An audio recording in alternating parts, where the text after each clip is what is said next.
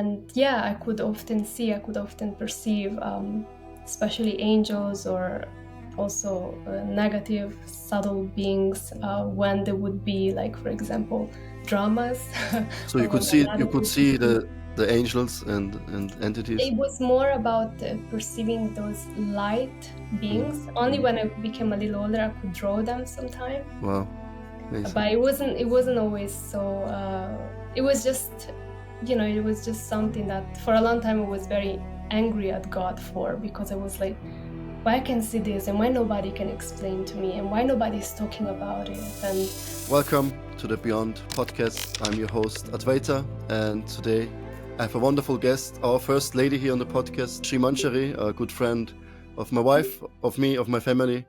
She's a wonderful yoga teacher. I heard many great things, but not just about yoga. She's also all about embodiment, movement, chakra healing. She had a very long spiritual journey from early childhood, and today she's here to show us the way of self-love from her own personal example. So please, Shimanshari, thank you for being here, and yeah, tell us your story. thank you so much. It's a great blessing to be here today with you and to connect on this beautiful space of the heart and share from that space. It's yeah, you're very, very kind. What you said. Just trying to yeah, really trying to explore more this topic of self-love through the experiences that that have been happening in my life. Not always easy, actually, very often not so easy. But yeah, since I was a child, I grew up in a Christian family. I'm from South Italy. Mm. So that was beautiful, because there is, as you can imagine, South Italian people are very passionate, full of heat and love at the same time, a lot of intensity. And yes, so my grandmother, she is still a very religious person. So a beautiful thing that inspired me from that time was her ability to, every time there would be some sickness at home and some problems regarding the health, the very first thing we would always do, we would sit and she would do a prayer to me, recalling the names of Jesus, recalling the names of the angels. And it was beautiful because that was always the first thing. If you have headache, if you have stomach pain, if you have whatever sickness. And it took me time to realize the beauty of it. As a child and growing up, it was always like, weird. It was always like, why are we doing this? Sometimes friends, it's like, what is she doing to you? But it's like, with time, I was actually realized how much that was, creating such a deep foundation within me to actually access first prayers and intuition before medicine or any other activity. So, and already at that age, I was a very sensitive child, and there was always a lot of different situations happening in life, and that was often not easy. We moved from South Italy when I was 5 years old, and during this transition, there was a deep call within me to really understand, to really feel like what is this life about. I wasn't able to to feel so happy as a child. There was always that inner call, like that unsettledness that came through different crises. And yeah, I could often perceive, especially angels or also negative subtle beings, when there would be, like, for example, dramas. So Or when my you mother could would see the angels and entities. It was more about perceiving those light Mm. beings. Only when I became a little older, I could draw them sometime. Wow, amazing. But it wasn't always so. It was just, it was just something that for a long time I was very angry at God for, because I was like, why I can see this and why nobody can explain to me and why nobody's talking about it. And it was just a lot of frustration because it was like I could perceive a lot. I could when we would visit people already as a child, like when I would see people like they were unwell, I would just go closer to them and start to massage their arm. Mm. I just couldn't help myself. I felt like I had to help because I could see something. So it was just, yeah, it was just very interesting journey for me to learn to also not always help others when I perceive something, but to walk on my own, journey as well. And yeah, so mostly it was more like energies, like these light beings or these very dark beings around, that through shamanism then I understood better. When I studied shamanism, I was like, yeah, the first thing you do in healing, first you check if there are entities, Mm. because unless these entities are away, you cannot fully access the person. So yeah, that's how it started. And then I had a few experiences, especially one time when visiting a church of St. Francis. I was probably like 10 years old, and yeah, I had a very deep experience, deep connection with him at that time. And I didn't know anything about it. It was like, but just this immense love, like felt. And then my temperature went very high, like I had like very high fever at the same time. It was that was like again one of the first times I could really have some glimpse of yeah, something beyond. And it was always like a question, what is it, like why is God giving me these experiences as a young child, or in general? It was like I just want to be normal. I just want to be a happy child, just going on with life. But that was always there. So then I left home at 16 to enter a dance academy and continue my journey of dance. That was the thing that kind of um, kept me balanced. It was always dance was always the thing that allowed me to reconnect deeply with my body when I would feel too much of everything around me, and it would also help me to express whatever, because I couldn't verbalize whatever I was going through. So dance was like my way to express all these emotions and experiences, and then yeah, through the years it develops through more Indian classical dance, and then through more way of healing and expressing the heart. And that's what I'm working at the moment in creating more both courses, but also choreographies that go into that expression of the divine. Yeah. So for yourself or for others that they can also use movement For and others, dancing? Oh yeah, yeah, yeah, yeah, beautiful. for both, yeah, both as a performance and as a way of healing. Yeah. And you mentioned shamanism, so you studied the shamanism when before you were 16, before the dancing? No, that was at um, end of my 17. I met this teacher Mm-hmm. where he was teaching different ways of esotericism and through the Tibetan tradition. Mm-hmm. And through that, Was he kind Tibetan of shamanism or opened the door for that, for the explanation, no, of the energies and all. And then through that, I also connected with one shamanic person that kind of gave me a foundation in it, but I never went fully because I also like I was exploring, mm-hmm. like, okay, Mm. but it was a good foundation because it's yeah, it was very important tools that I learned in that, because it really helped me then when I studied pranic healing and Reiki, because you can do energy healing, but actually if you first don't understand the field around, not just Mm. in the person, but also around the person. So yeah. I also was into shamanism, but from South America.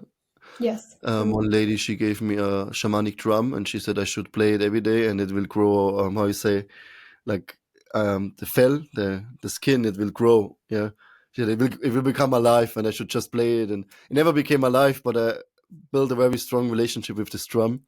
Wow, that's so amazing. Yeah. Yeah, and then she told me, and she saw in previous lives I was a shaman, and I should. This is my way, this life, to access spirituality, and this is how it started. And then you mentioned pranic healing. Yes. Also, my journey later led to pranic healing, and there also I learned first to remove the energies, yeah, take it away, the Yes. negative ones, and then you only heal. Yes. And Chok Sui, these books I read, From Chagokshu, yeah. yeah, and then he describes that actually this energies, they're also entities, yeah, like Yes. spiders and snakes, and later you can see them, and basically we remove them, and then when they're gone, then we can only heal. Yes. Yeah. Yes. So I was also Actually, on that journey a little bit. yes, actually the person shines through, no, when this but at the same time, if the person doesn't also, like, that's why I changed a little bit my technique, because you can remove, but if the person has the same pattern, it will reattract To yourself or to the person? them, like to themselves. Hmm. Like you can remove to the person, but then if the person has the same habits and the Or same it comes pattern back. inside, they come back because they're like holes, and you Yeah, can close them, but the behavior and the process that goes on of the mind, it will reopen them, and then so it's like, it's like the pharma industry. You take medications and you only heal the symptom, but not the root of the yes. So disease. even with energy healing, you can heal the symptom and not the root. Hmm. Wow, yeah, So that's deep. that was the interesting thing for me. Yeah. Because it happened to me. I went to many healers and people who helped me to heal traumas and remove some certain entities, influences. But somehow it always came back, and it took me years to really transform because it Yes. was something from within. I had to make the shift, not someone in the outside. Yes. Yeah, Yes, that's so that's true. why now the coaching that I do, and it's, I can see that it's also a little bit more hard for people to take it like this, because it really goes to that responsibility. And we don't want Because it. people just want a quick fix. Yeah, They're yeah, like, pay I your just, fix and like, yeah. no, I want you to become a healer yourself. Mm, And to do that, it means you really have to commit to, because healer is like, is our nature, right? It's not that healer is like, oh, you do energy healing, then you're, no, it's like your nature is to shine the love yeah. of your heart. So when you connect to that love, you naturally become a healer, or whatever, you naturally heal people because you're happy, and that happiness shines through. Mm, And that's the best gift we can give to our loved ones, to ourselves, to shine, to become empowered, to take that responsibility that we are empowered beings. We are not. We're human. Like, being a human is like, wow, it's the greatest gift we can ever receive in the cycle of entities. Being a human on the planet Earth is mm. like a jackpot in this age. Yeah. Yeah, I believe in that. I also recently talked about this topic and about healing, and that the body knows how to heal. Yeah, we meant to heal. We meant to rejuvenate. We're not meant to age, and of course we age, but actually we can be much younger. Yeah, much healthier. And I mean, if I cut myself, it will heal. Yeah, I just cut myself 2 days ago. Now the wound is almost healed. Yeah. So yeah, and then when we connect to our highest self from within, and like you said, we shine through, and then real healing starts from within. Yeah. Yeah. From that responsibility, from taking the responsibility that I am not a victim you know, of the cut. I'm not a victim of the cut. Hmm. Oh, somebody cut me, and then sometimes something happened, and then we're like, oh no, like, look at me, I'm suffering. It's like, no, I am a heal. Like, my nature is to Hmm. heal, is to So we is a big work. Is a very deep work to actually take back that responsibility and I see it. It's very hard for people, like how my coaching switched, and it's very hard for people to to choose to move out from the victim mentality, because we are very attached to the story that The life traumas is and hard. yeah, Life is hard. We're yeah. so attached to that story. It's like we're so attached to being like, oh, this is so hard, and and you have to endeavor, and you need to study to be happy, you need to study to make money, and if you don't have money, all the stories that we create is like we are so Mm. attached to it. But life is so simple.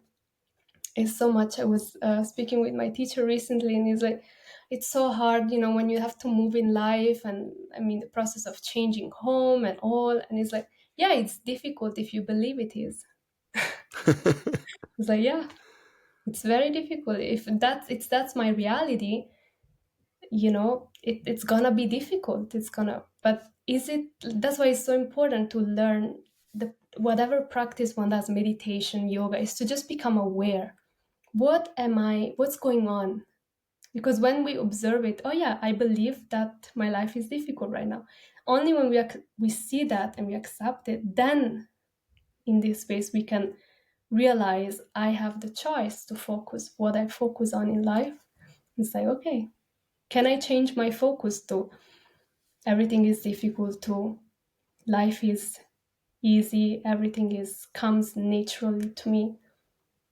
I'm a soul, to the let's say affirmations that are actually in alignment with the truth Mm. of who we are. And it's not easy. It's not easy. It's very easy to be in that big, because it's familiar. Familiarity is what keeps us in a certain pattern, I not can because it feels good, but because it's safe. It feels safe. save. Yeah, we always go back to the known. I mean, we just run out of a program. Our subconscious mind makes 95% of our reality, and we're so stuck in our programs running the whole life. On our attachments and aversions and things we experienced, and we hold on to that. And I know how to change. I'm teaching how to change, and I always go back to old patterns because it feels known, it feels safe. And I see it with my students and people I coach, that it's so difficult for them to just do it by themselves. That's why I stopped pranic healing and went into pranayama to teach Mhm. them themselves to heal themselves. Yeah. Yes. Because they always wait for a wonder. But even now, it's still the same pattern. I show them everything, but they rather pay and meet me on a session that I do the job with them and they feel great. But actually, I wait for them to step up and practice what I give them. Yeah. And really make the shift themselves, because I'm not a healer. Yeah. Like you said, you're your own healer. Yeah. And I'm just an instrument providing, facilitating. And yeah, I can see it's very difficult for people to make the change, but there are some. And yeah. Yeah. Yeah, there are some, and that's why it's like it's a very personal, it's very intimate choice to do that. Mm. Because nowadays we can not like there is this ignorance is a choice in this age, especially nowadays. You have AI. Like if you don't know anything, you can know everything. I made I made a video yesterday, and I do this walk the talk, go out in nature, and I said, "Not ignorance is your choice, happiness is your choice." I called it. Yes, yes, yes. I could Everything really, is a choice. yeah, but also ignorance. Yes, also ignorance. And it's good to become aware when we choose happiness or we choose ignorance, whether we're choosing, and that's the whole concept of self-love. It actually goes down to the point of feeling worthy of being happy, because many times what stops us is that feeling that we don't deserve to be happy, we don't deserve to live a joyful, fulfilling life. um, and this is at Mm. least for me in my journey, the key of what stops me from making that choice, from empowering myself to make that choice, is to that belief that why you? Why should I be happy while everybody else is suffering? Why should I be, um, yeah, be happy, be in love with life, with God, if everybody else around me is suffering? Isn't it selfish to do that? How can you be happy if your wife is suffering? How can you be happy if there is a war? How can you be happy if, all this happens? But how to make the shift? Because it's I mean, it's true in one sense, Yeah. there's so much suffering, but there's also so much beauty. There's so many people who choose happiness. Yeah. And yeah, how do you make the shift? How to make the discernment? Where to go and what is right for me? Yeah. Yeah, this is the question, no? That we should ask ourselves every day. Like, what do I need? What do I want to do? Like, do I really want to be happy? Do I really want to? Like, I was speaking yesterday with this friend. Is like, she's an amazing person. She's like my very close friend. And there are some events in her life that are a bit difficult, and it's like, how can you be happy if this very close person is has so many mental issues and is going so down? It's like, how can you keep shining your light? Isn't it selfish, right? But the question comes down is like, what do you want? How do you want to live your life? Life is today you're here, tomorrow you don't know. In 10 minutes, we don't know if you're still gonna be here in the call. We don't know what's gonna happen, right? Any Mm, moment. But true. it's like, what do you want? Like, people, there will always be suffering. The nature of this world is that there will always be suffering. But what is my dharma? What is my responsibility in this life? How To, can I to help suffer. some? Yeah, how can I help somebody that is suffering if I just Mm, suffer next to him? It's like, yeah. oh, let's all suffer together. It's like, no, like, that first needs to come inside. No, like, it's not that I want to be happy because um I am tired of suffering and I want to be happy. No, it's actually our dharma. It's like the flower. The dharma of the flower is to blossom. No, it's not that something that you choose, or if you want, you can be happy, or if you want, no. As much as we have a choice in that, it's still the dharma. The dharma of the soul of the human is to love God, is to love the divine, is love. So we don't do it because of others. We don't do it because of other people. We do it because it's our duty, it's our inherent essence to shine that. And then we are all individuals, so the way how it is expressed, then it's very unique from each person, but we can only be unique when we follow that path. Our individuality consists into, first of all, making up the mind that yes, this is what I want to love the divine. And the moment you make that choice, it's like something inside opens, and your unique individuality comes through, your unique path becomes. And then one can make a step further and be like, and then you have to trust, because stuff is going to happen, change is going to come. When you follow your path, it's like everything just becomes so much faster. People, things, everything just flows because you set that intention, and you're like, that's my direction. I want to love the divine, and I'm open and I trust the divine to show me my way, that I cannot come up through my mind, or like, oh, if I do like this and I wake up at this time, nowadays it's like, you wake up at this time, and if you do yoga or prana, the first thing in the morning and the affirmation in the morning, there are so many good things that we can do, Yeah. but they don't guarantee that they will actually uh, make us feel love in our heart. They can give us some peace, some sattva, some harmony, but they don't guarantee that love, that progress. I mean, they still help us to choose our happiness, because if you Yes. don't wake up, if you don't practice breathing and yoga asanas, then yeah, it's our choice to feel better. Yeah, it's a step towards feeling more joyful, right? Yes. But is it every day? Do you feel joyful every day when you No. practice? It's like we know it's good, but it doesn't guarantee the sattvic emotions. Mm, Like the externals, they guarantee some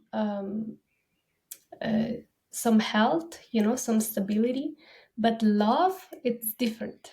That joy, mm, it it it comes from a different place. We cannot control it by external. Like, oh, if you chant or if you do this, you can be healthy, but you cannot access necessarily mm. um, that love. I understand. Yeah. I always made this comparison. Happiness is removal of pain. If I'm cold, I put on the Yes. heating. If I'm thirsty, I drink. If I need Yeah. to eat, then I remove the pain. And then, but this is just a beginning stage of joy, of pleasure. Yeah.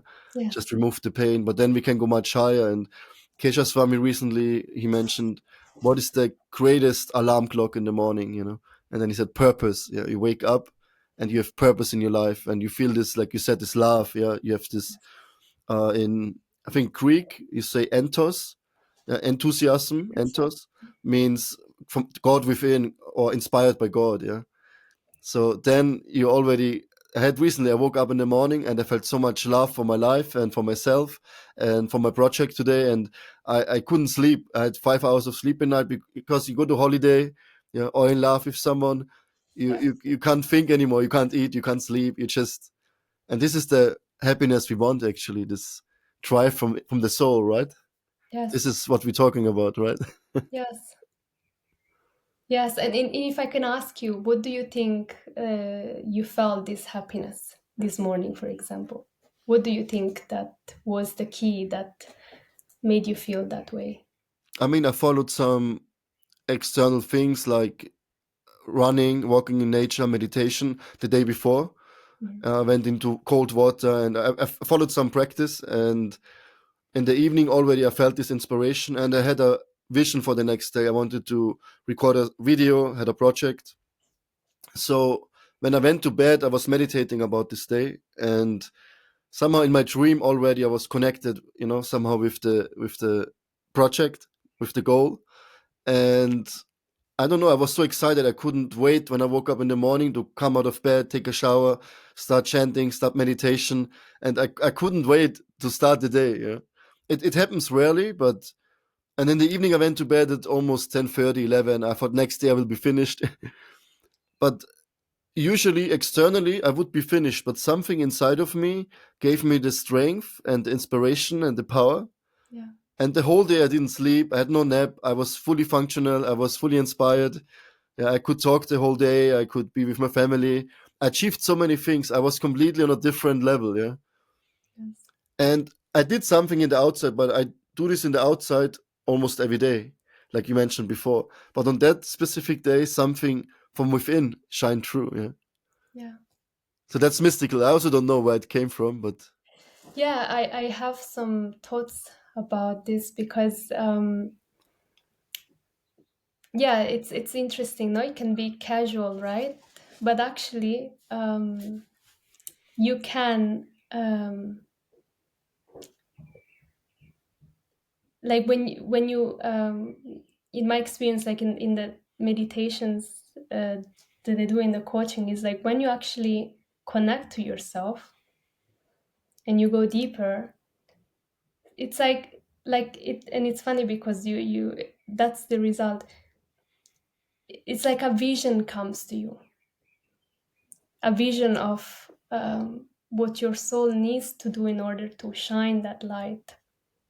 And when we are in tune, with that moment of shining that light, of following that intuition and being that creative energy, then the joy is naturally there, because you're not acting, you're not doing things just because it's like your sadhana. Like you were not focused on your sadhana, you were focusing on following that vision, that idea that came to you.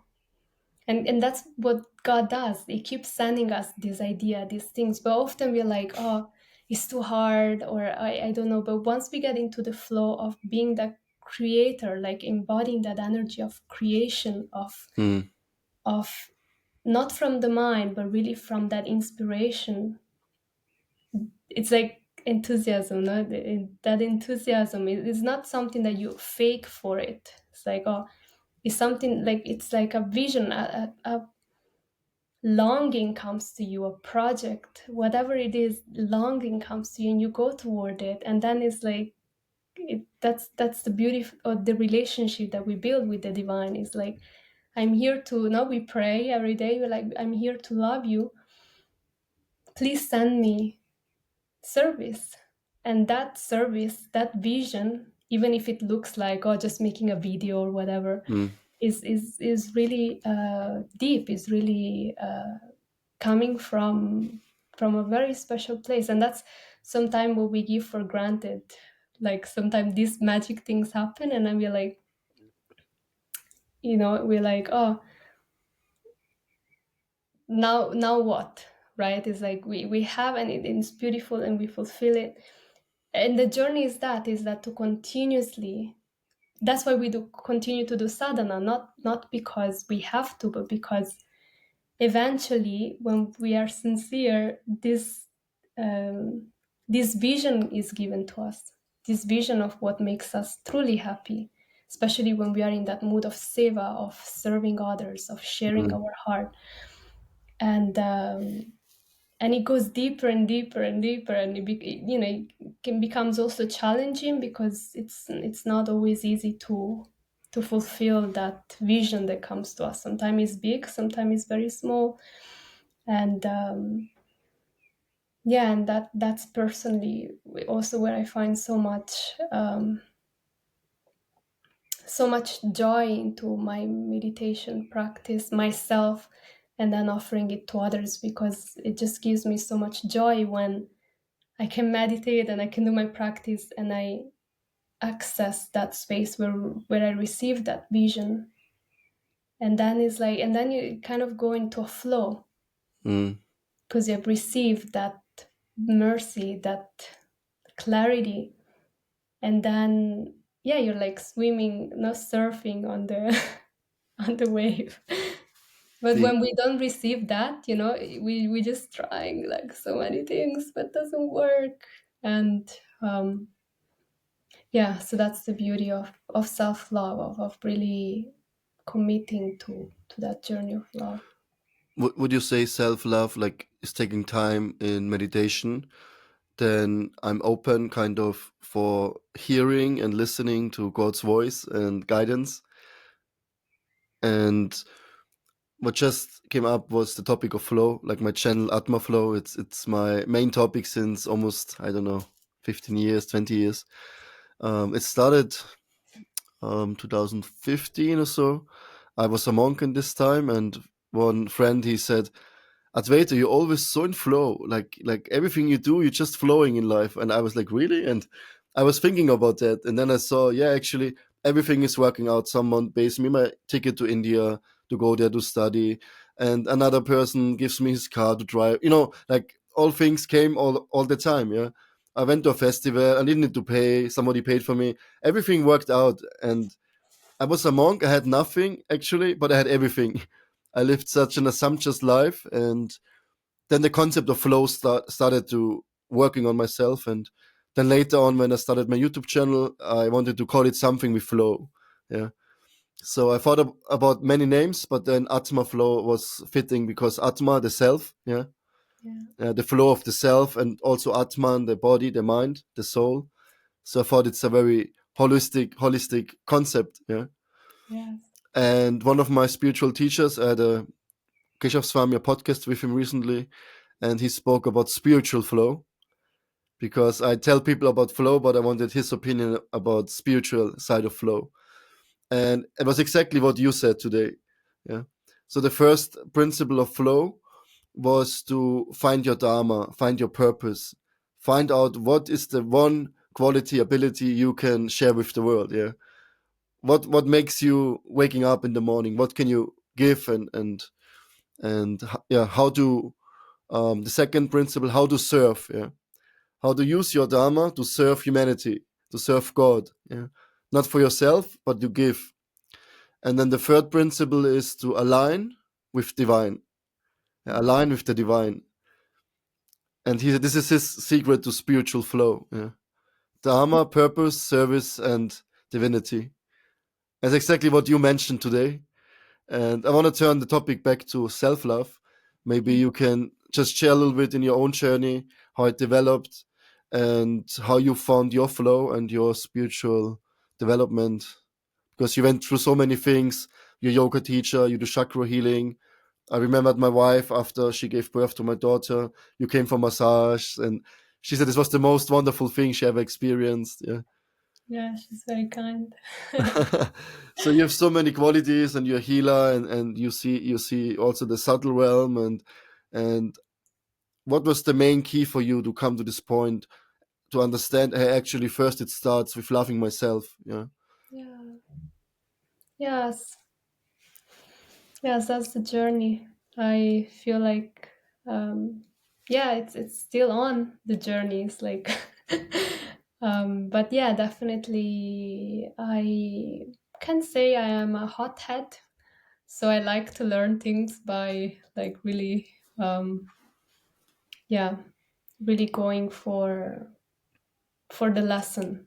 Like I don't stop till I get my answer. So if I have to smash my head on the wall, I will smash it till I get some answer. I'm like, so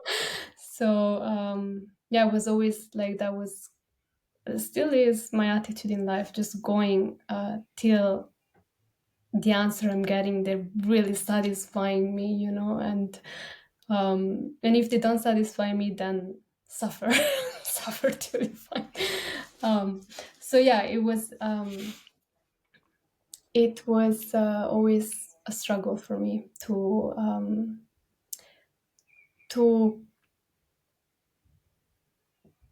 like. I was clear that what I really want is to find that peace, to find that deep connection within, and I went through different journey from Christianity, from Buddhism, Bhakti yoga. They all carry the same essence of coming back to yourself. Of whatever you do, just come back to yourself, to how you're actually feeling, and that's one of the main practices I do still nowadays. To even if it's all right and nice, and still to come back and ask myself, how am I feeling about it? Like in every little thing, everything I read, like in the morning, in the evening, how am I feeling? Like sometime in the West, we treat feelings as a problem. You feel anger, in Western medicine and Western conception, you want to numb your feelings to Mhm. help with ease. And then we have the Eastern way to look at them, that is like, oh, you want to go to sattva, you want to go to elevated feelings. And the journey where I am at the moment is, yeah, it's just more about acceptance. Like, okay, how am I feeling about this? Like, to just be true, to be truthful about what I'm experiencing in the present moment, because every feeling, one of my teachers, she used to say, feelings are signals from God. Every feeling we have, and I truly believe that, actually, because every feeling we have, it not doesn't happen by chance. Like anger comes when boundaries are crossed, or like fear comes when we don't feel safe, and so every feeling has comes for a specific reason, and so it's very important, this journey of independently of the external path, healing, whatever I may do, is to constantly check with myself.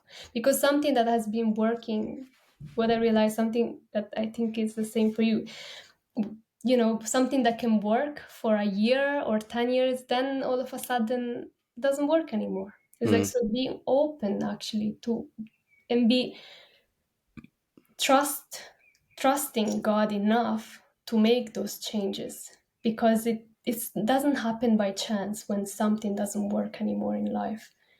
And I'm a person that gets attached a lot, and it's very hard for me to let go of things. So I went through always life or death experiences where before I could let go, I almost left my body. And it's hard, because it's hard to let go of things that have worked so well for so long. It's like, but yeah, when we follow the journey of the heart, it's like, there is constantly a call within that push us to act in ways that ultimately will fulfill that emptiness that we have inside, that longing for that love. And we need to be, I needed to learn to be open to receive, not only the way I want, but the way that will actually fulfill that purpose. So to trust God in that. So um, as rebellious as I am, my main lesson that I come back over and over again is to learn to trust the divine hand that is there in every moment, is always there guiding us, and to not be afraid to follow that. And when I do follow that, and I remain true to myself and not to what other people think or say I should do, even if they are good. Again, when you follow, like personally, when I keep following that call, it just brings me to immense love for myself. I had a moment, I think 2 years ago, where I deeply felt so much hate toward myself, because I felt like I was doing everything right, but not what's right for me. And that's the balance, to understand, okay, to kind of lead a life that doesn't cause harm to others, and also to do things that are also very much in alignment with that longing that we have within. And that's the journey every day. Like every day, I'm always open for things to change. I'm always open, because I know, I want to love you, my Lord. I want to give my life to you, and I know you are beyond what people, beyond religion, beyond what we can imagine of you. This supreme energy of love is way beyond our conception. So are we trusting? Like, my question was like, are you trusting me? Are you trusting that divine call, or are you trusting everything else that is safe?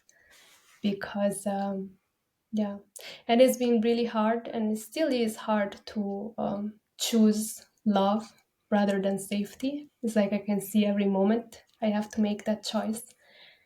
And but it's good now. I feel very much more and more myself. Like, I'm more and more honoring this path, this life. I more and more naturally just wake up happy in the morning, just because I'm honoring that call, and I'm grateful to still be alive to follow that call. And and sometimes heavy experiences need to happen in order for us to make that choice, that there is nothing more fulfilling in life than to love ourselves, to love the divine in all that we do. And I don't know if it answered what you were Yeah, asking. yeah. I mean, there's so many questions came up and ideas, and yeah, you said that the theme of the podcast, beyond, yeah, to go beyond religion, beyond all the conceptions and the body, the mind, and really see God face to face in love. Just recently, or a few months ago, somebody quoted a verse of Jesus. Love your neighbor like you love yourself. Yeah, and that's the key, self love. Yeah, because when I became a monk, everyone told me you're a fallen soul and you're not worth, and you have to work hard, and God loves you. Yeah, it's somewhere here in the back. But first you have to prove yourself, you have to do your practice, and you have to serve, and you give yourself and burn out first. And then at one point, maybe 40 years of practice, then at one point maybe you will find this spark and you fall in love with God. Yeah, Yeah. and that's what I believed. Yeah, I'm a fallen soul and I have to work hard that I can love God. Yeah, but then something happened in my life where I experienced in certain occasions that this love is already there. Yeah, because Mahatma, he says this in his class, if we realize that God loves actually us, yeah, we don't need to do anything, we don't need to prove anything, because God already loves us, and this is the first step. And how can we love God if we don't love ourselves? Because we are part and parcels of God. Yeah, we're already in relationship with Him, in union. And so if we torture ourselves, if we don't see ourselves and we treat us as fallen the whole time, then how can we how can we um understand that love is so much deeper, that how do you love your neighbor, how do you love other people? Yeah, Yeah. we share knowledge, we give everything. Yeah, selfless. Yeah, we more and more less of ourselves. It's also, you say selfish and selfless is actually selfless service. But what means selfless? You give up yourself. Yeah, it's also not good. Yeah, someone said you should be self-aware. Self-aware service. Yeah, that you actually a spiritual being within and full of love, ananda, full of bliss. Yeah. And then is like, how can I love my wife, my children? How can I want to speak of God if I don't love myself? Yeah. And it's not just looking in the mirror and see, okay, now I have a beard and some hair, looks good. No, but they really go within. Yeah, all the faults, all the traumas, everything, the whole packet that I see. Like you mentioned, we are the body now. We have this human form of life. Yeah, we could be an animal and everything is easy. We eat, we sleep, we defend, we mate. Yeah, and everything for free. Yeah. Yeah, but now we have this form and we can actually go a step further and have this connection. Yeah, this yoga. Yeah, union with God. And This is a very important point I wanted to add, especially to this, because sometimes we say, the difference between animal and man, is the fact that we can connect to the divine. And one realization I had about this is the difference is that we can give up fear. mm, Because yes, we can love, but we can also give up fear. We mm, can actually learn to give up that what keeps us attached to that mm, cycle. And only love can give that, only when there is that love, because it's not artificial, that process of transcending, it's just very very beautiful. It's a very beautiful. It's, yeah, sometimes in religion, it's like, it feels scary, um to connect to the self, because the self is like, it's like a dirty mirror. It's full of dirt, life after life, but because we have this human form of life, and because we have been blessed also with the mantras, with the names of the Lord, is such a beautiful journey, such a beautiful journey. The path of spirituality, the path of learning to trust, to not live with fear, to learn to not live with fear. I was recently speaking with some girls about, often we don't feel safe, and they were like, "What do you mean?" Like, like it's like, we don't realize often in life that the reason why we are not able to feel that love is because we don't feel safe. we feel like we need to work, we need to do stuff to keep us healthy and alive. Um, but is so fascinating. It's so fascinating to notice that. That's one thing I'm contemplating, to notice that, um, when we don't act out of love, we're acting out of fear. And Yeah. when we act out of fear, we are as good as an animal in a sense of instinct, of Mm. following that instinct. And that's why then it's hard to have relationship on that level. Like if I'm not feeling safe inside myself to feel that love and to share it with whoever is in front of me, then I'm in fear. Mm. Fear is just not feeling that love. When I don't feel love, what do I feel? It And says this Vaikuntha spiritual kingdom is the kingdom free of fear and anxiety. yeah, Yeah, it's not somewhere outside, far away. Yeah, and spiritual kingdom means the kingdom of love, free of fear and anxiety. Right? yes, yes, it's a very important, because sometimes we want to go toward the light, but we don't want to look at the where we are at, and where we are at is also not as bad as sometimes we like to make it. Mm. And yeah, it's that process of becoming aware that most of the time we are in fear, and every time we recognize it, we can make the switch to be like, I choose to love now. And it's a beautiful, and again, it's an enjoyable process. If you don't enjoy the process, just do something else. The process of bhakti, the process of love is just so beautiful, and it's so joyful. And and I'm so grateful because yeah, it took me years of pain, of really going deeper into this like pain that I don't deserve to be loved, to ultimately yeah make that choice. Okay, it's not because I want to love, it's because God loves me so much that it's my dharma, it's the dharma of every human being. Isn't it so amazing that the dharma of every person on this earth is to love, to Mm. shine that light? It's like we're all brothers and sisters, like forever, like not just every human, but literally every soul, so every atom. Mm. I was reading from the book of the life of Yogananda, and he met so many saints in his journey.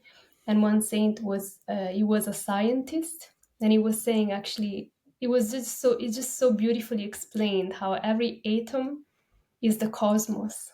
The whole cosmos is within every atom, Mm. and it's like wow. Like imagine to look at life like this, to see that in every atom, the whole universe is within, Mm. Because sometimes we don't understand what God and love means.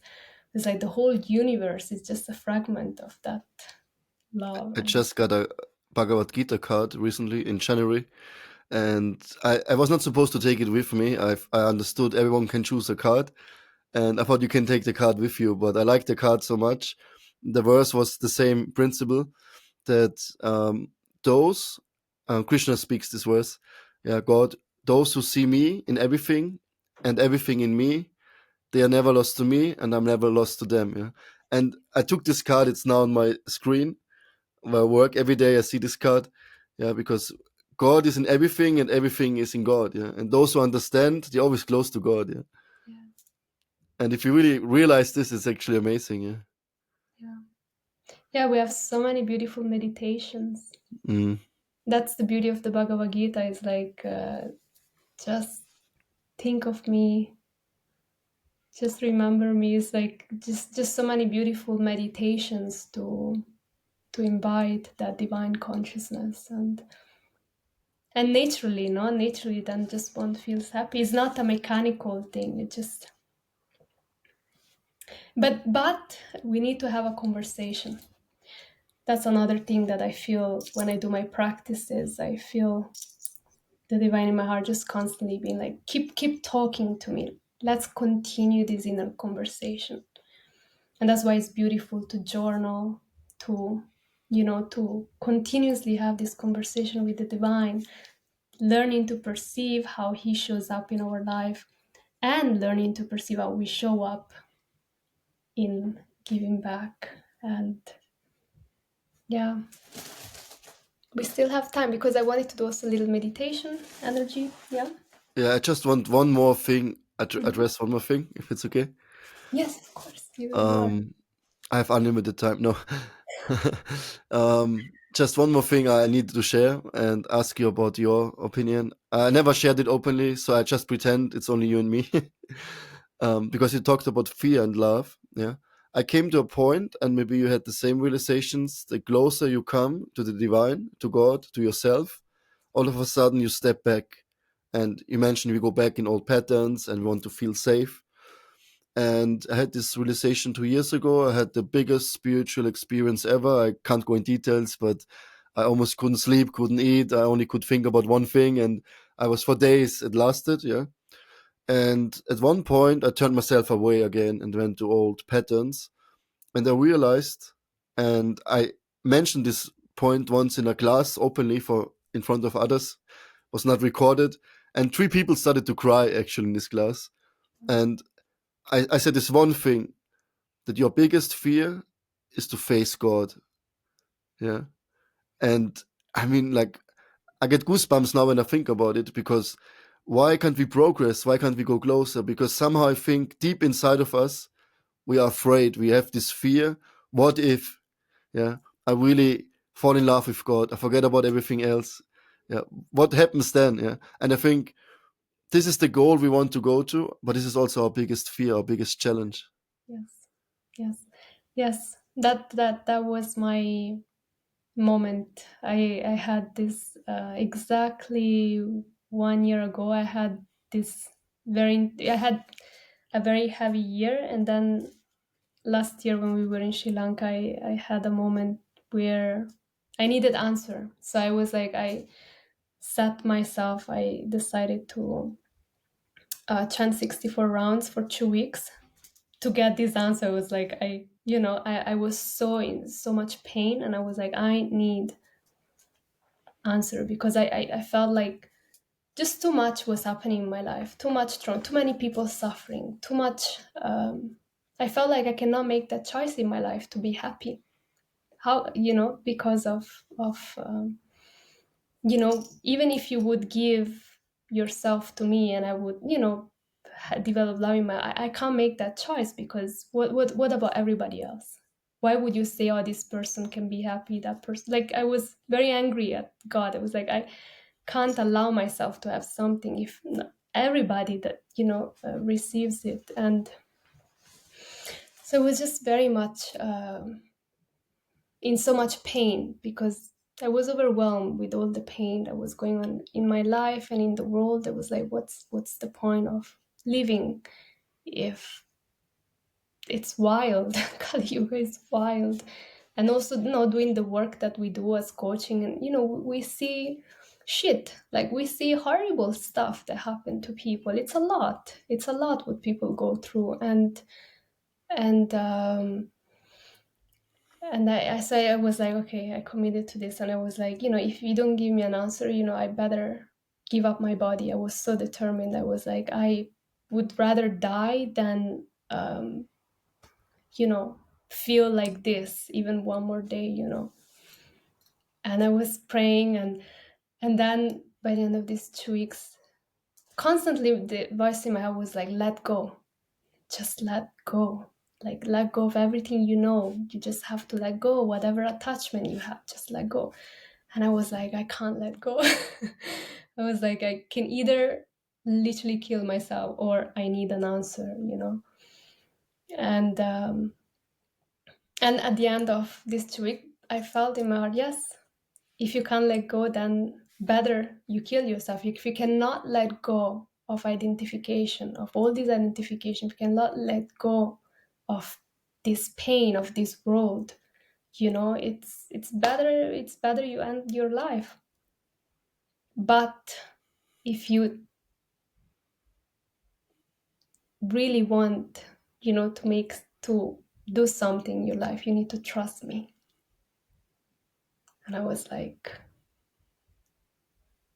it's like, what, pain? And and or like, I trust the Lord. So even if, it's very hard, because it's a lot what happens in this world. It's a lot.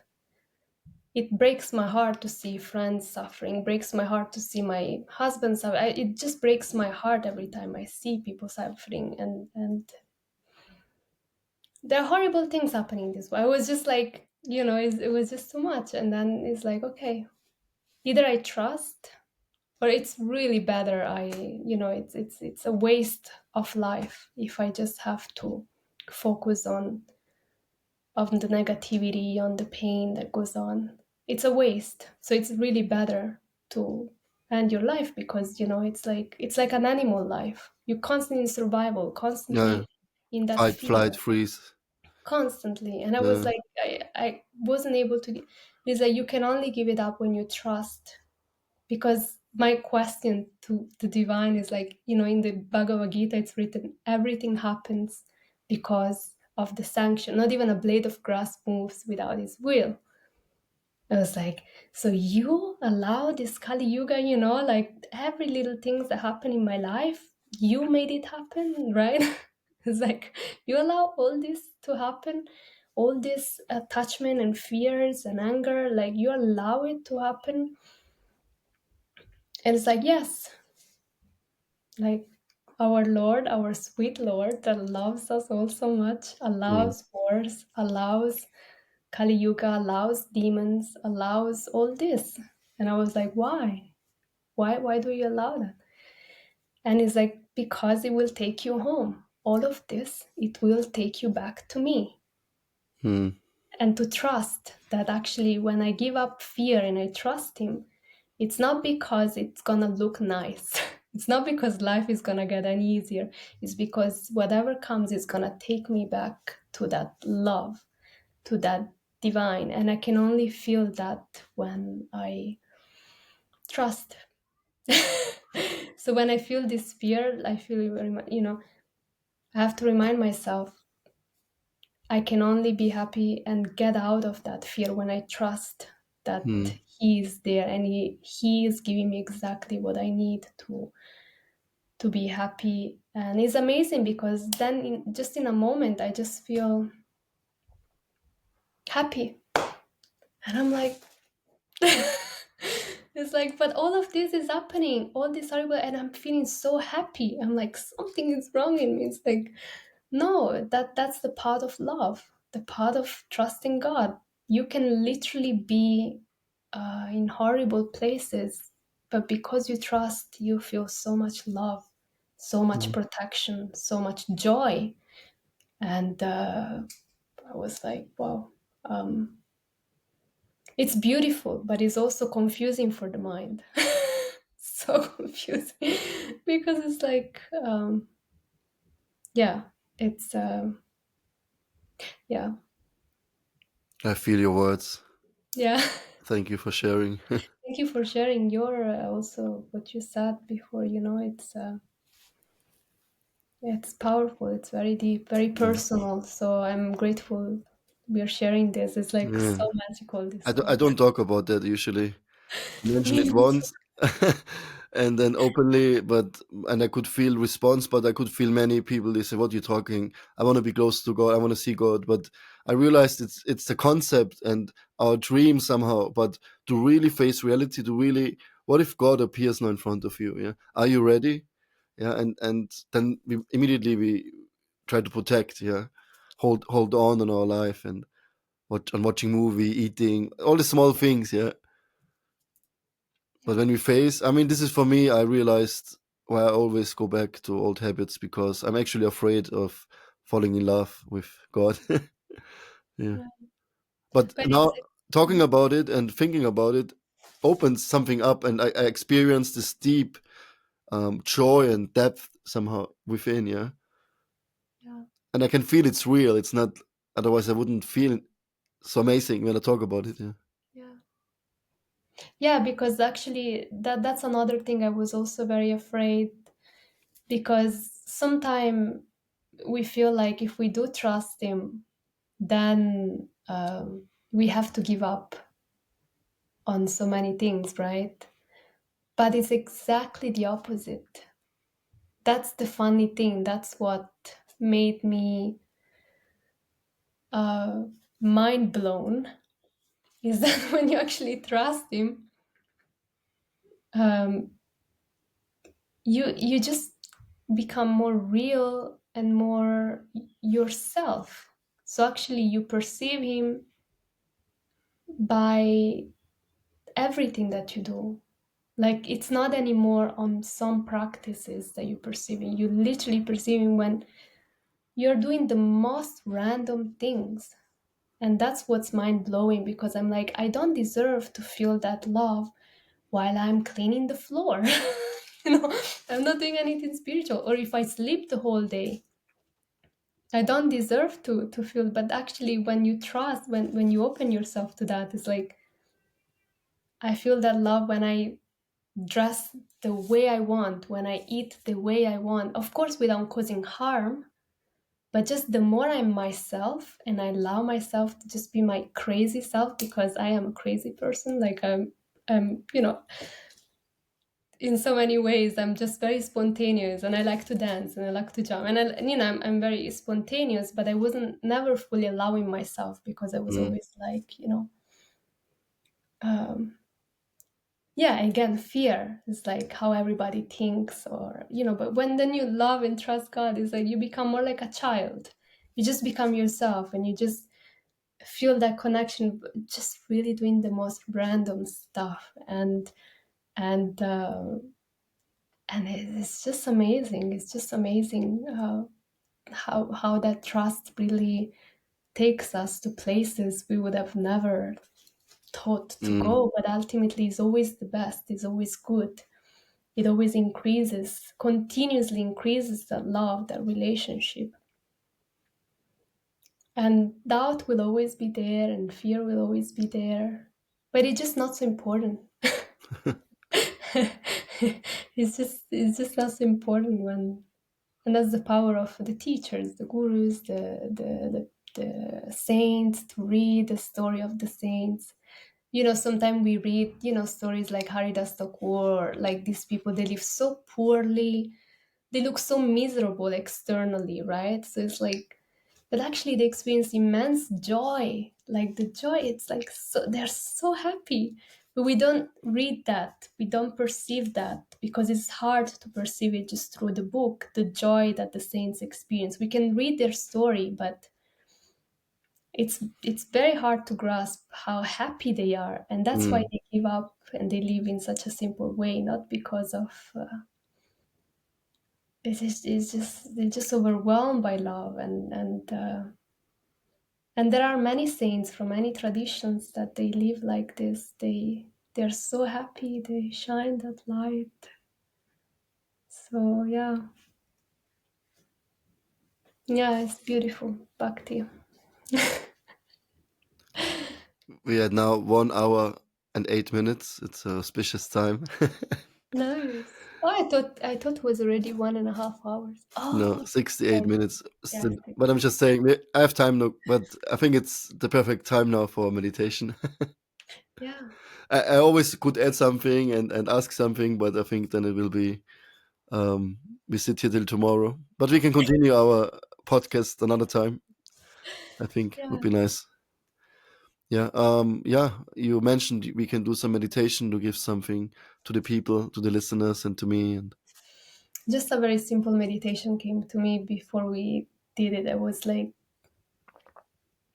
because I do many things and usually they take a long time. And then I found this meditation from my teacher, and it's so simple, but it was like so effective, and it really includes the energy healing and grounding meditations that it just includes a little bit everything, and it also awakens a little bit the power, the healing powers that we have within. And I was like mind blown because it was so simple and so effective. So I was thinking to share with you. I think it's like 5-10 minutes. Yeah, sure. Okay. Don't need to do anything, close my eyes or...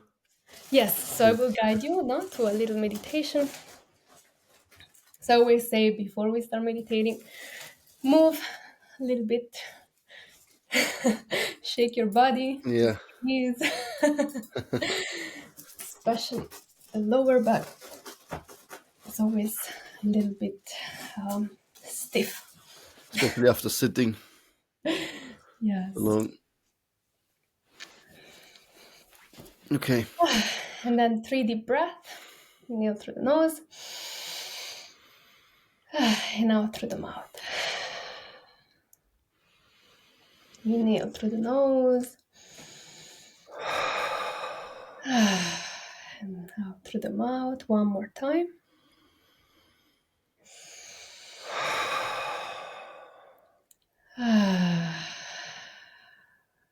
Nice. Find your very comfortable position where your spine is straight, but it feels also very relaxing. Yeah, allowing the breath to soften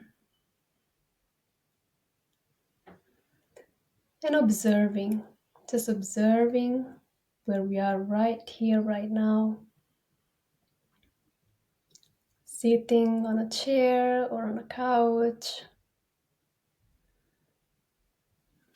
Observing if there is any part of the body that feels any tension.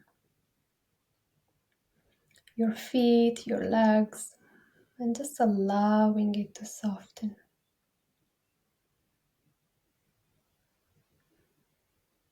We start by letting go of whatever muscle is still holding on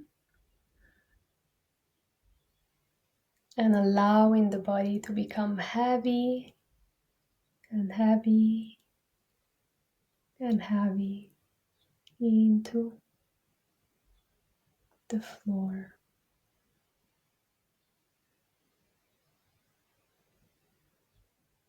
Feeling both legs, the right leg becoming heavy.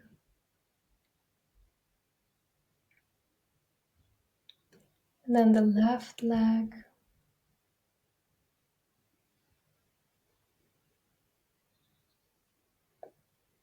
Then the pelvic floor, the spine. Just becoming the observer, observing the roots, meaning the legs and the tailbone.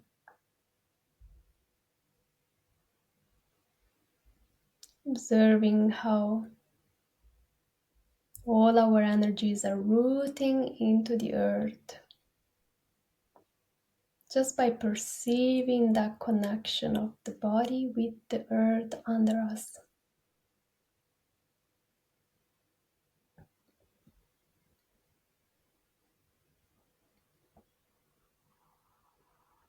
And then we bring our attention to the belly, acknowledging how it's naturally moving forward and inward every time we inhale and exhale without forcing it.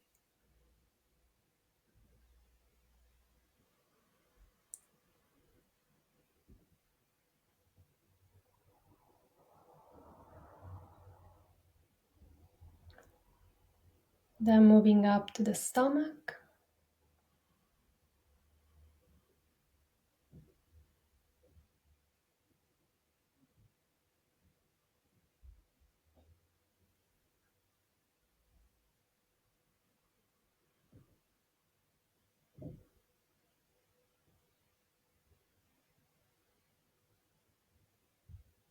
Perceiving whatever feeling is there. observing the natural rise and softness, and becoming aware also of the heat inside the body.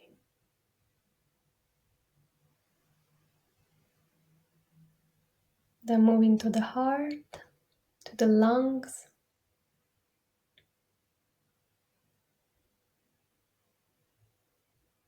observing how the lungs are constantly moving, allowing oxygen, this air that comes in and comes out so naturally every day. Try to see if you can even perceive the heat or the coldness of the oxygen that comes within.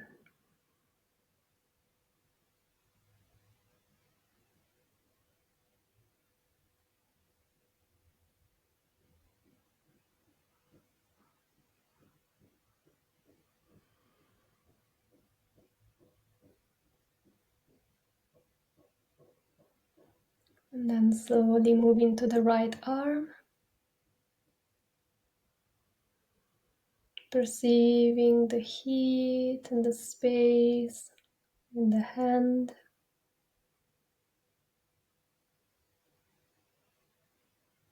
And perceiving the space all around the hand.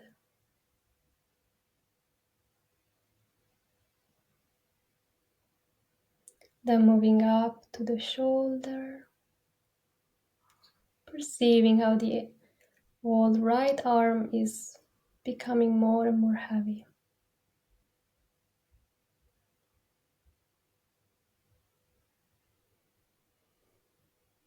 And then left hand, left arm, perceiving the space inside the hand.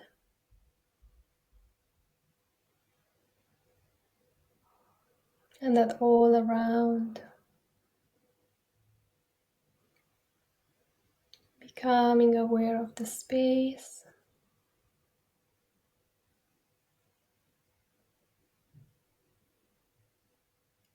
All the way up to the left shoulder.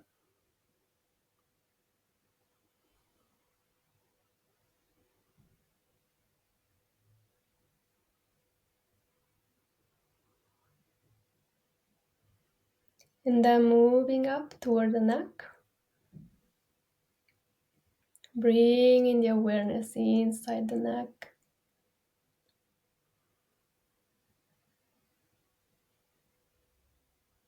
Try again to perceive the heat or the coldness of this area. The space inside the neck.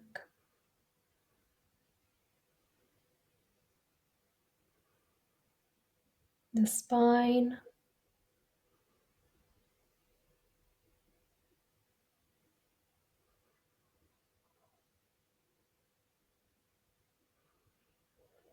And then coming up toward the head.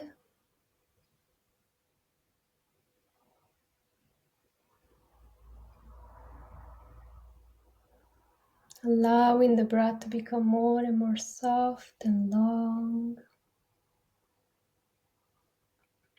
Perceiving the space in the brain. Try to bring your attention inside the head, especially on the frontal lobe. Perceiving the space in the middle of the eyes.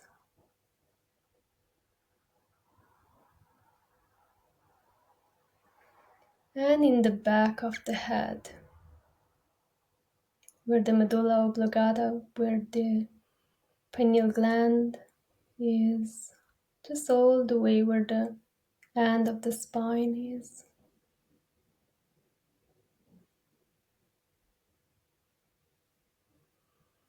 Perceiving the space all the way to the top of the head. And allowing the head to become heavy and breathing more and more slowly.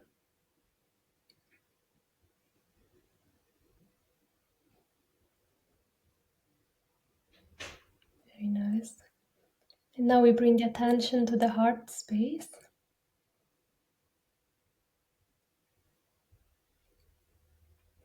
We want to raise our right, actually we can do with both hands, and just bring them toward the heart center without touching the chest, just a little bit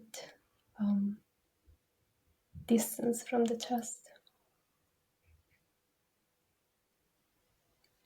You can do it with both hands or just with your right hand or left hand. You can see which hand maybe feels more energy. Sometimes it's easier with one hand, sometimes with both hands.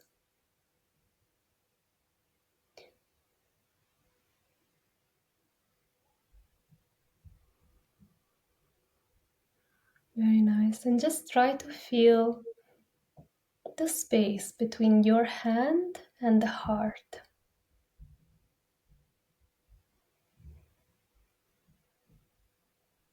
You can bring the awareness within your heart,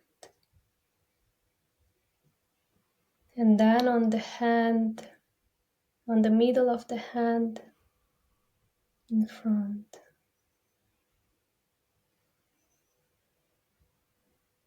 And then again within your heart, bringing this awareness to the space within the heart.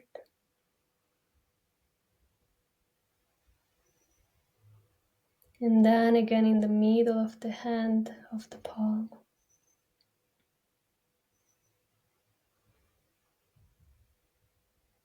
And allow yourself to perceive,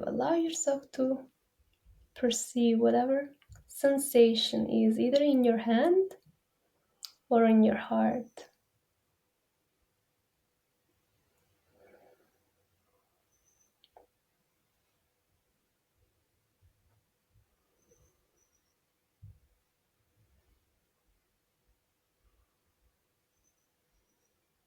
Allow yourself to perceive this connection between the hand and the heart. Again, going back and forth between feeling your heart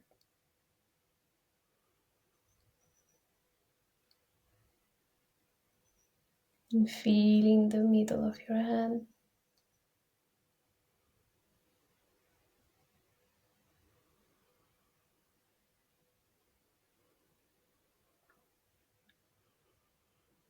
Breathe slowly.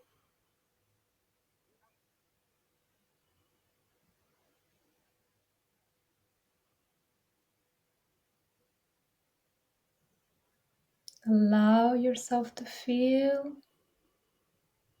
this connection.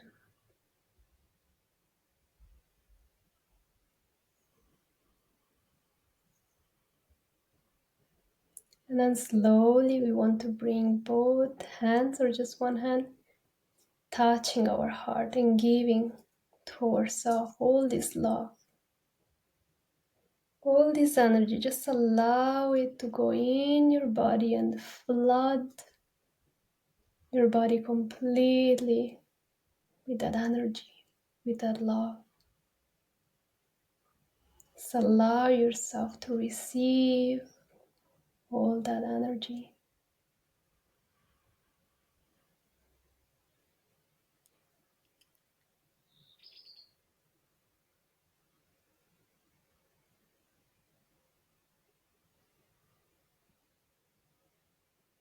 And then we can put our hands, this time both hands facing each other. And we can choose, we can either visualize the world or we can just visualize one person that is very dear to us, or maybe not, but needs a lot of love. So you can think of one person, or what I'm doing is I'm visualizing the whole world, just like a ball in front of the hands, in the middle of the hands, and just sending all that love to the world. Whoever is in pain, whoever feels lost, whoever needs that guidance and that support in their life, may they be blessed. And ultimately, may the whole world be blessed with divine love, with that divine connection that is to that supreme, beautiful Lord.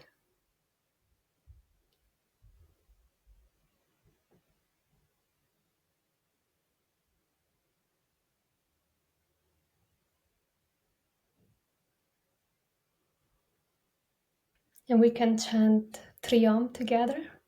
Is very powerful, is the Bija mantra, is the seed from where creation came from. So we want to honor the seed.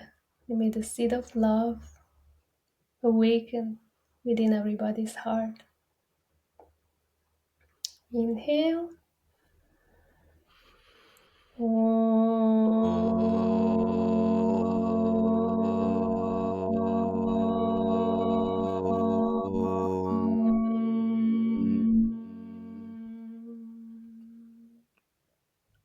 Two more times.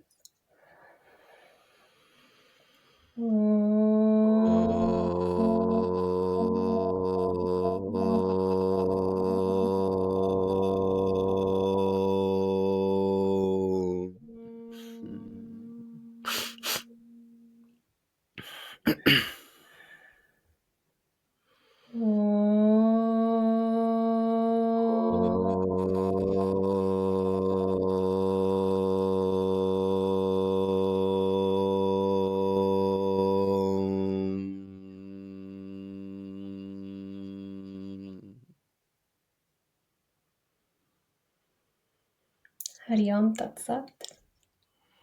Thank you so much. You can open your eyes and keep this beautiful energy that we've been blessed with and share with each other, hopefully. Yeah. Thank you so much. I forgot how it is to that someone guides you through meditation. Since 2 years, I think I lost myself in teaching, Yeah. and it's good sometimes to take time for some self-love, guidance from someone else. Yes, I feel the same. I always like to be the student to receive the guidance. Yeah. Thank you for allowing me to be here and offer this. And I'm just so grateful to be of service to you and this beautiful community that we have online everywhere in the world. So thank you. I'm very grateful. Yeah, thank you, Sri Manjari. I mean, I hope more people can come in touch with you. You're very inspiring. I remember your classes sometimes from many months before you gave in Simhachalam, and very inspiring and deep. So I was hoping, my wife told me, ask Sri Manjari for the podcast, and I already thought about you. Yeah, so I'm happy that you came today. And I know you're also teaching yoga, I think, in one-on-one sessions. And Yes, so how online. to contact you if someone is interested to go deeper? Yeah, so both WhatsApp or Instagram, I'm on and off from posting on Instagram, but yeah, through I do online both individual coaching, energy healing, and yoga classes for Mm. the enthusiastic. I mean, you also do all the kinds of chakra transformation, balancing Yeah, these are included in the included. session. Mm. Like when the session, we go more deeper into yourself, and you're it's about reawakening that inner healing within, and then on the yoga is it's a lot.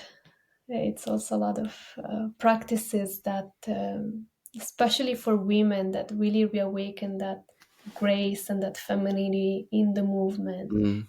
in perceiving that connection in through each asana. So really reawakening that, I call it the divine mother, the Mm. divine mother in the movements that we do. And then we also, with my husband Kriti, we are making this course that is more like for studying and going through this process of transformation. I think is like a 3-month course. Yeah, and that for that, yeah, I can share his link. Yeah, I heard he sent me the course, and it sounds really amazing. And I also play part. I think Yeah, this inner child healing meditation he did with me. I Yeah, know. it's 12 weeks course. Yeah, I can recommend. We can also share, and Yeah. your Instagram page. And Yes. when we did the meditation now, actually, I pictured myself because I thought I always try to save the world, or feel grateful, appreciation for someone else. But then I felt like today, why not for myself? Yeah, Yes. because the theme of today, self love. Yes. And That's why first we put our hands on ourselves, mm, because we give it fully. We fill up, but then we also need to share. We fill up, mm. and then we give it. It's is it like this twin heart meditation? Similar? Twin heart was so good. Yes, but it's similar. It's actually very, very similar at the I mean, twin heart, you have the crown and the heart, and then you focus on the earth. And external. Yeah, it's more. It's similar, but yeah, just a little bit more simple, because it's actually very simple. Like, it's a little bit different because we focus also. Yeah, it's like a first experience. Then one can go deeper into the meridians and the different yeah, chakras. But it's the essence is the heart and the hands. Like, that's all we need to love: a good heart and active hands. that's true. Yeah, and it's connected. The heart Yeah, energy flows through the hands, and I mean, we communicate. Hey, with the hands, comes from the heart. we eat with the hands, we speak with the hands. Yes, we feel everything. Yeah, it's true. Yeah. Hey, thank you so much for coming. I hope to see you again on this show. Yeah. And I feel really Oh, great now, and enlivened and inspired, enthused. Let's see tomorrow morning how I wake up. me too. And I pray and know that you will have a good sleep, so for sure you will have a good morning. But I hope one day to see also your wife. Yeah, Is also so knowledgeable and so full of bhakti, and I look forward to see when you will interview her. actually, I mean, when this podcast will be released, it will be on Friday, Mhm. and on Wednesday is an auspicious day, Akshaya Tritiya. So she will start her own YouTube channel on Oh, Wednesday. nice. So when Wow, big today, step. when this will be shown, Okay, so that it's will be already 2 days ago. wonderful. So Yeah, happy. yeah. Let's see, and then she will be on the show. Yes. Okay, thank you. Okay, thank you. Namaste. Bye. Namaste. Hariom.